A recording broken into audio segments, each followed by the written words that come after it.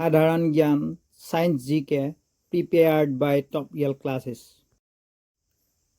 কোষৰ আৱিষ্কাৰক কোন? উত্তৰ ৰবাৰ্ট হুক।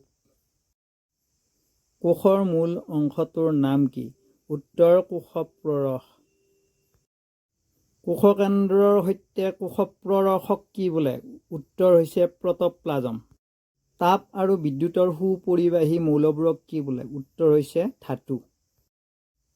ধাতু আৰু অধাতু উভয়ৰে ধৰ্ম দেখুওৱা মৌলসমূহক কি বোলে? উত্তৰটো হৈছে ধাতুকল্প। শেলায়ে সৃষ্টি কৰা অতি বিষাক্ত ৰাসায়নিক পদাৰ্থবিধৰ নাম কি? উত্তৰটো হৈছে ছেক্সিটনিন। কাঁচৰ প্ৰধান উপাদান কি? উত্তৰটো হৈছে চিলিকা, SiO2। বৈদ্যুতিক শক্তিৰ একক কি? উত্তৰটো হৈছে ৱাট ছেকেণ্ড। অনুবীক্ষণ যন্ত্ৰৰ আৱিষ্কাৰ কোনে কৰিছিল? উত্তৰটো হৈছে লিউৱেন হুকে।